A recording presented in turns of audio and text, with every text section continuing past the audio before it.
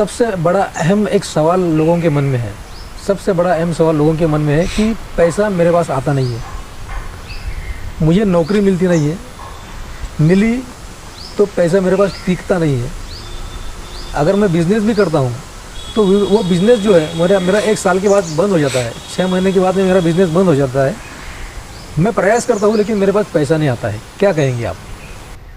देखिए, इसमें सर्वप्रथम तो हम ये कहना चाहेंगे, अगर कोई आदमी आर्थिक रूप से संपन्न है तो उसमें उसकी ग्रहों के साथ साथ उसकी अपनी आचार और विचार जो है ना अच्छी होती है। जो आदमी कोई गरीबी में अगर जी रहे हैं तो उसके जिम्मेदार वो खुद हैं।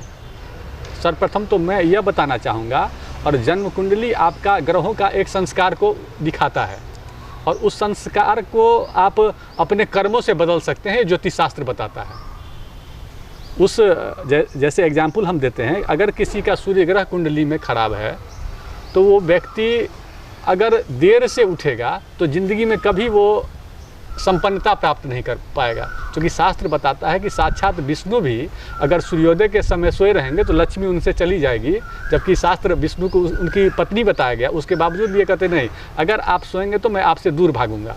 इसलिए अगर कोई आदमी रूटीन पर अगर काम करते हैं तो उसे आर्थिक स्थिति को बहुत ही ज़्यादा सुदृढ़ कर सकते हैं। मेरा ये अपना ये मानना है, और मैं अपना 15-20 साल का रिसर्च भी देखा हूँ कि जो लोग भी धनवान बने हैं उनका ज़िंदगी का जो रहन सहन का स्टाइल है वो बहुत ही उपयुक्त है, और जो लोग गरीबी में जी रहे हैं उनके रहन सहन में, खान पान में, आचार विचार में, संगति में काफ़ी चीज़ें की मैंने कमी रही है। तो मेरा ये मानना है कि सर्वप्रथम तो हम लोग जन्म कुंडली को बनाएं और जन्म कुंडली में खराब ग्रहों का दर्शन करें कि कौन खराब ग्रह है, कौन अच्छा ग्रह है, और उसके हिसाब से उसका अगर प्लानिंग किया जाए तो बहुत सारी चीज़ों को हम लोग बदल सकते हैं। और जहाँ तक आपने धन पर चर्चा की है तो कुंडली में 2 भाव धन के लिए काफ़ी प्रमुखता से देखा जाता है।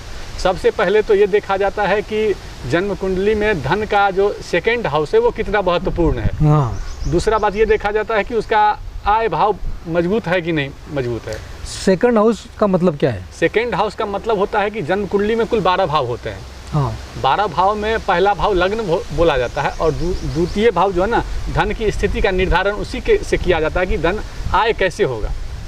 तो किसी किसी जातक में होता है कि वो बीमार होते हैं, वो रोगी होते हैं, उसके बावजूद भी धन आता रहता है, क्योंकि उनका जो है धन भाव बहुत मजबूत रहता है। लेकिन हेल्थ का जो भाव 6ठा भाग होता है वो कमज़ोर होता है। धन तो कमाते हैं लेकिन वो सारा पैसा व्यय में चला जाता है। कारण क्या होता है कि आमदनी का क्षेत्र तो अच्छा है, लेकिन बैंक बैलेंस का जो घर होता है, जिसको 11th हाउस बोलते हैं, एकादश स्थान बोलते हैं, वो कमज़ोर होता है।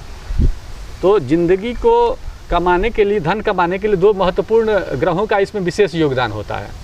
एक तो सबसे पहले आपका बृहस्पति ग्रह को देखा जाता है कि धन का सोर्सेज कैसे कैसे आता है, और दूसरा बुध को ही देखा जाता है कि धन आप बहुत ज़्यादा कमाएंगे, लेकिन अगर बुध ग्रह कमज़ोर होगा तो किसी भी रूप में आप धन को रोक नहीं पाएंगे। बृहस्पति और बुध, क्या अंतर इसमें? देखिए, बृहस्पति मतलब होता है ज्ञान, हाँ, और बुध का मतलब होता है बुद्धि।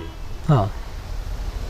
तो ज्ञान अगर आपका अच्छा है तो आप उसको अच्छी तरह से धन उपार्जन कर सकते हैं, और बुध का संबंध बुद्धि से है, लेकिन बुद्धि अगर खराब है तो आप किसी गलत तरीके से उसको जो है ना व्यय कर देंगे। इसलिए दोनों ग्रहों का बहुत महत्वपूर्ण योगदान है। साथ साथ छोटे जो प्लानेट होते हैं उनका भी योगदान होता है। ऐसा नहीं केवल 2 ग्रह से ही हम सब कुछ कर सकते हैं। कुल मिला के 7 ग्रह और 2 छाया ग्रह है।